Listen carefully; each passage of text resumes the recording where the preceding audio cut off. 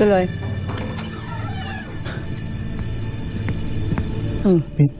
Pinuno.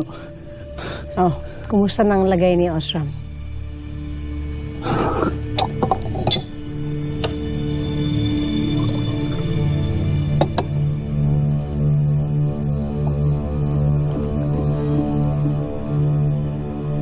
Pinaparusahan pa rin siya sa karsero. Ano tila ikay balisa, Valtor? Pinuno, hindi ka ba natatakot? Paano kung bigla tayong ituro ni Osram? Tayo yung utak sa tangkang pagpatay kay Armea. Hinding-hindi niya magagawa yon. Araw, gabi, siyang parurusahan at pahihirapan. Dalawa lang ang pwedeng mangyari. Magsabi siya o mamatay siya. Tiyak ko, ililigtas niya ang kanyang sarili pagdating sa dulo. Valtor, nakakatiyak ako na ililihim niya ang katauhan at koneksyon namin hanggang kamatayan. Masayo ko na babahala.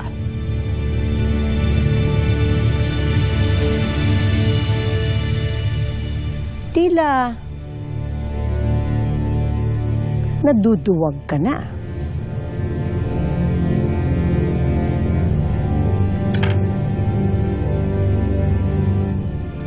Baka naman, ikaw pang magkanulo sa akin. Oras nang makaranas ka ng paghihirap. Hindi ko magagawa sa iyo yung pinuno.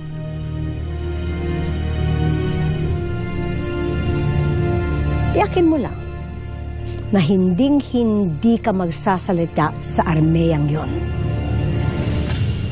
Marami ka pang hindi nalalaman tungkol sa akin, Valtor. At isa ang tinitiyak ko sa iyo. Masama akong kaaway.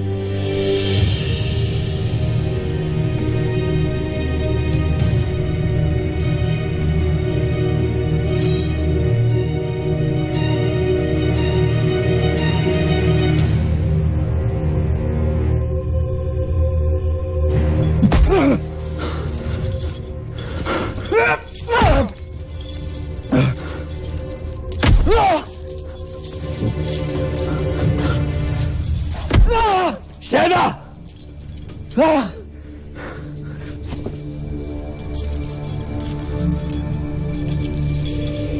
Sino ang nag-utos sa'yo magtangka sa buhay ni Hara Armea? Inuulit ko, mag-isa lamang akong kumikilos. Detromia!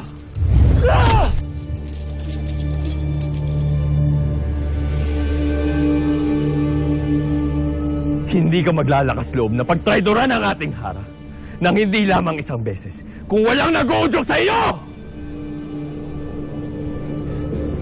Kahit na paslangin pa ninyo ako ngayon!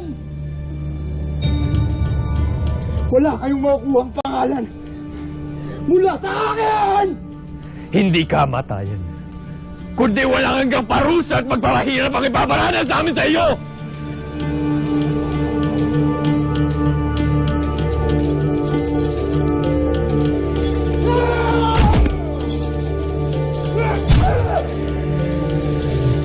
Kahit ang pinakamatigas na bakal ay lalambot rin upang maituro sa akin kung sino ang pasimuno sa tangkang pagpaslang sa akin. At sana nga'y wala sa inyong hanay ang taksil. Dahil pag nagsalita na at nagsumbong ang bihag, walang katungkulan, titulo, o impluensya ang makakaligtas sa kanya.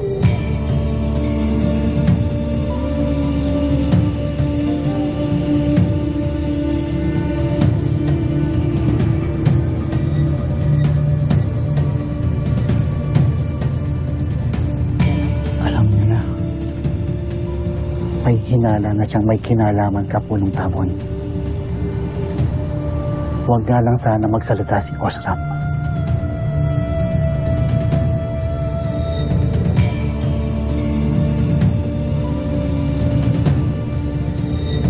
Quaker helps me manage.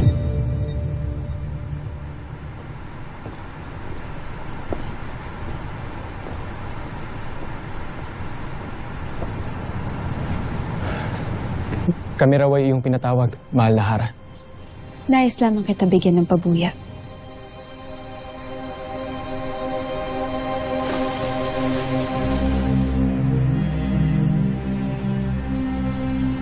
Para sa iyong muling pagligtas sa aking buhay.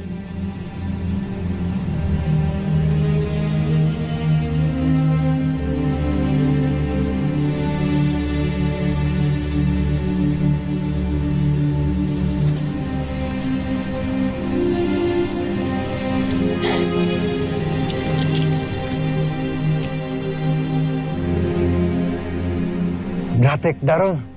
Gatek. Ngayon ay mayroon na tayong pampambili ng pagkain at karagdagang kagamitan.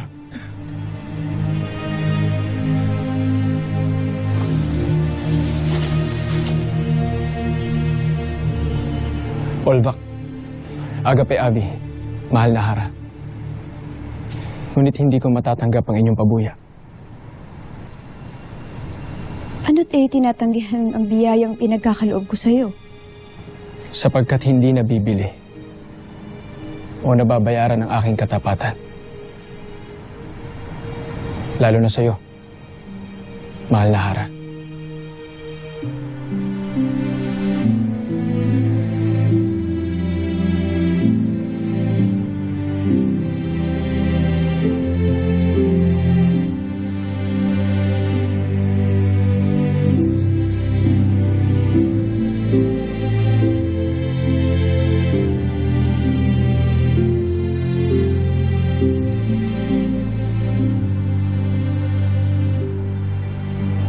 Hanggang sa muli, mahal na Hara.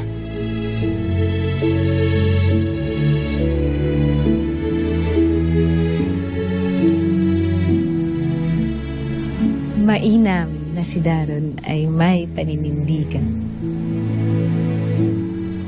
Kahanga-hanga nga.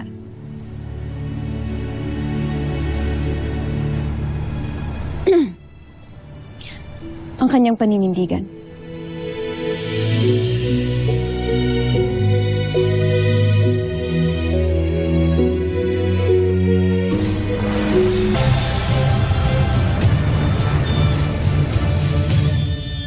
Batid mo ba kung anong pinakamalupit, Daron? Hindi ang pagtanggi mo sa ginto. Kung hindi ang paniniwala mo na mayroong patutunguhan niyang pagtingin mo sa Hara. Nakakalimutan mo na ba kung ano tayo bilang Miniave? Hindi mahalaga sa atin ang pag-ibig. Alam ko ang batas ng ating lahi, Chedrok. Lumaki akong tinuruan nun. Kung ganon, bakit ka lumilihis? Kung ang layunin lamang ng ating lahi ay magparami, bakit ko nararamdaman ang pagnanais na mag-alaga? Na ipaglaban ng isang nilalang kahit walang kapalit. Na igalang siya kahit na kailanman ay hindi niya kayang suklian ang aking pagtingin. Hindi ka niya ipagpapalit sa kanyang asawa. Lalo na sa kanyang korona at trono. Tanggap ko yan. At hindi na mahalaga sa akin na mapasa akin siya. Sapat na sa akin na makitang lagi siyang ligtas. Kung marinig lamang ito ng ating mga kalahi, Chedrok, iisipin nila na ako ay isang mahina. Ngunit mas masahol ang mabuhay ng walang pinaniniwalaan. At walang nilalang na itinatangi o pinahahalagahan. Kaya't kung ang pag-ibig ay isang kahinaan, hindi bali na. Pipiliin ko ng maging mahina.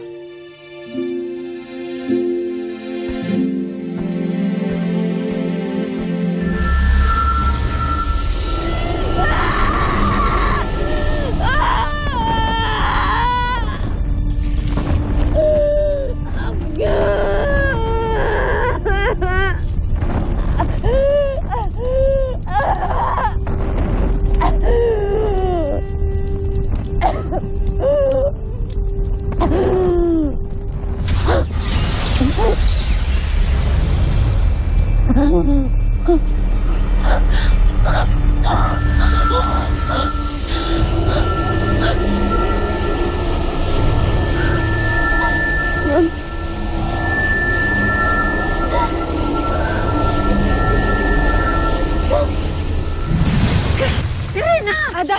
Samara! Bakit mo ko inilayo sa kanya? Kung hindi tayo umalis doon, marahil ay pinaglalamayan ka na rin namin ngayon. Gaya ng iyong anak! Guard ka! Ngunit malapit na natin lumayo ko sa... Patid ko, namipuan ka pa sa iyong puso sapagkat si Tera ang pinag-uusapan natin. Ngunit tama si Perena. Mas madadaig natin si Gargan kung aatras muna tayo at mag-iisip tayo ng ibang paraan para malabanan natin siya.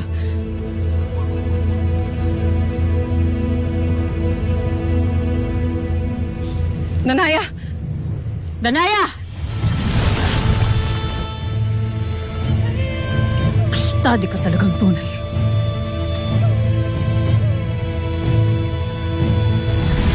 Gargan! Nasaan ka? Nasaan ka, mapanlinlang na bathala?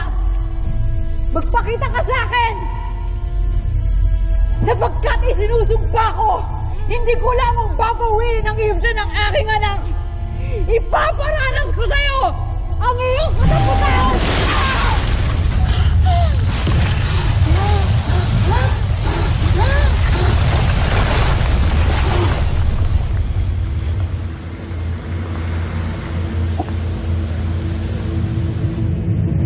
Ada. Nauunawaan ko ang galit at puot ni Danaya. At batid kong labis ang kanyang pag-aalala sa kanyang anak. Nakakalungkot lamang na kung kailan kami nagkakaayos na, saka naman kami muling magkakaroon ng hidwaan. Kami ni Mira at ng aking mga albay sanay na sa inyong madalas na hindi pagkakaunawaan. Ngunit sa huli kayo magkakaayos rin, Ada. Ang hindi ko lamang maunawaan ay kung bakit ayaw nang makinig sa aming magkakapatid. Na ang nais lang naman ay mailigtas si Tera. Batid ko kung papaano mo hinanap, inalagaan, at dinala si Tera sa Encantadia. Batid ko kung gaano mo siya kamahal. At alam kong batid rin yun ni Ashti Danaya.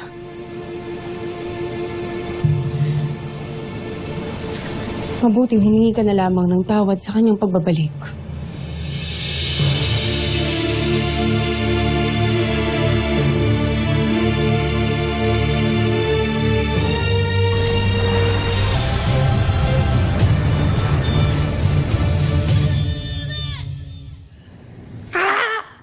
Tiyak na ikitutuwa ni Lira itong mga ito.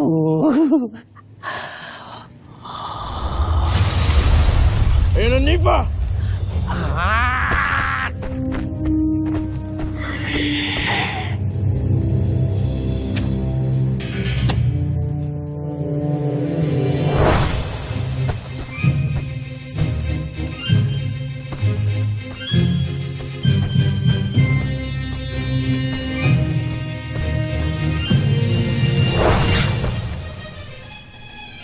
Mga hangal!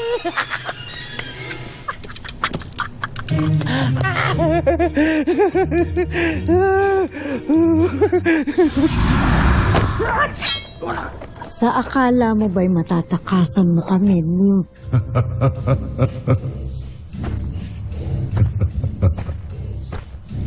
Batid ko ang iyong kakaiba at kahanga-hangang kapangyarihan. Lalo pat kaya mong hawakan at pangalagahan ng mga itre. Hindi karaniwan ang iyong lakas. Saan nagmula ang iyong kapangyarihan? Mula sa iyong pagwasak at ng inyong digmaan. Hindi mo na ba maalala dating hari ng Hatoria na ang kapangyarihang iyong pinakawalan ang siyang umubos sa aking lahi? Na itong malakas na puwersa na ito ang bumalot sa aming lupain, bunga ng inyong walang saysay na pakikipagdigmaan sa mga diwata. At yun ang rason kung bakit ako na lamang natitira sa amin ngayon. Ngunit ang itong kapangyarihan na ito ay hindi tuluyang nawala, kundi ito ay siyang bumalot sa akin. At oo, hindi ako pinanganak na ganito. Ang iyong kapangyarihan ang lumamon sa akin at sa pagtagal ng panahon ay binago ang aking anyo. Ngunit binigyan ako ng kapangyarihan at lakas. Ang iyong digmaan ang lumikha sa akin. ganun ay anak ka ng aking kapangyarihan. Ako ang ika sa iyo. Hindi. Ako lamang ang patunay ng iyong mga kasalanan. Kasalanan na aking pananagutan kaya't sumama ka sa akin. Kailangan ko ang iyong kakaibang kapangyarihan kaya't umanib ka sa akin. Kung nais mo pang mabuhay ng matagal. Kung aanib ka sa amin, mas lalo kang lalakas at magiging makapangyarihan pagkat higit kang pagpapalain ng aking bathala at Panginoon. Dahil kung hindi ay babawiin ko ngayon din, hindi lamang ang lahat ng iyong kapangyarihan na tinatamasa, kundi pati na rin ang iyong buhay at kanan.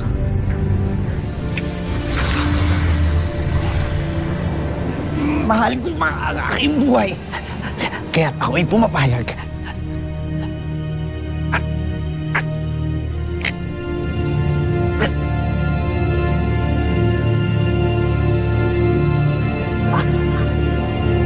Magaling, Nympha. Marunong kang pumili ng papanigan.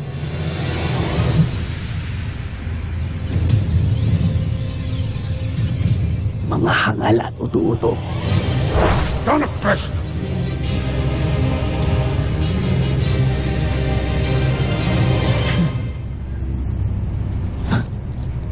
Tasa ka pa, Hagon.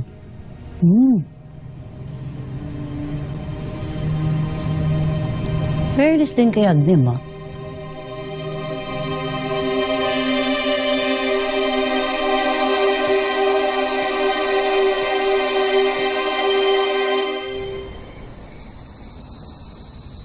Poltre sa aking nasabi kanina, Danaya. Ngunit bakit pa napakatigas ng iyong ulo? Sapagkat ina din ako, Pirena.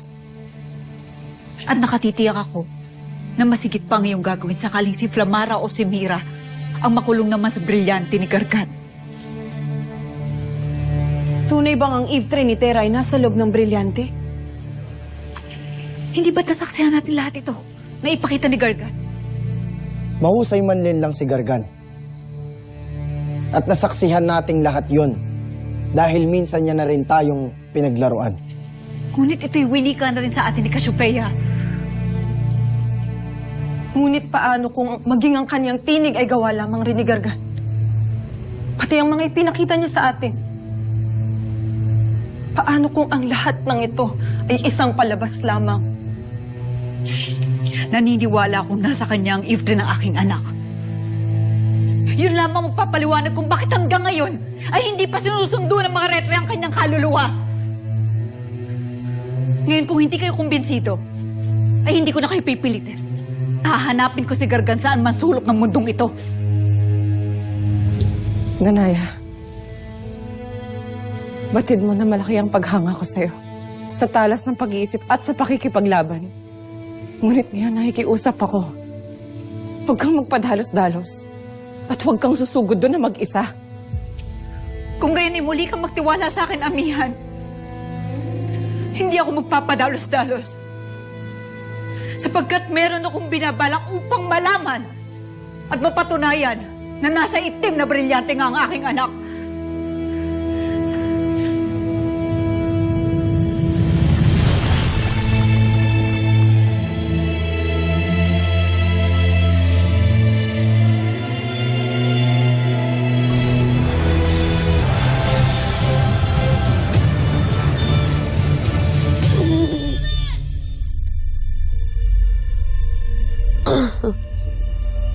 Gusto na ang iyong ingay, Tera. Akala yata ng mga kapwa mo sangre ay madali ka lamang nila mapabawi sa akin. Huwag kang papakasiguro, Gargan. Hindi pa habang buhay ang panalo mo. Mawawakasan din ang kasamaan mo. Mawawakasan din ang kasamaan mo! Yelena!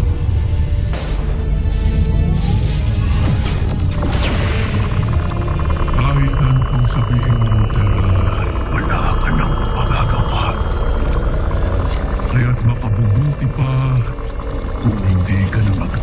daya ng oras at lakas.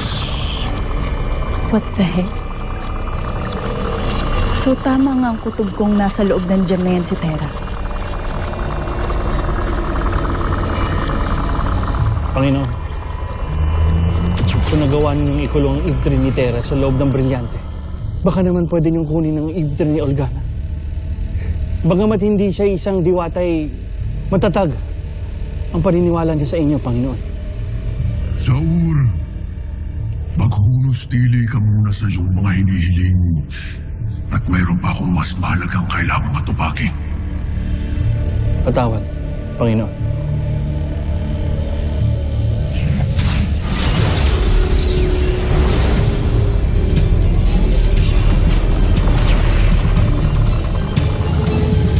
Ano ang nangyayari sa katawan ng aking kapatid? Ano to? Naaagnas na ba si Tera? Ano yan? Masyado nang matagal na magkahiwalay ang Eve Tree ni Tera at ang kanyang katawan. Ibang kau pang samantalahin ang armas ng ating bathalang Gargan. Asahan kong kukunin niyan sa iyo.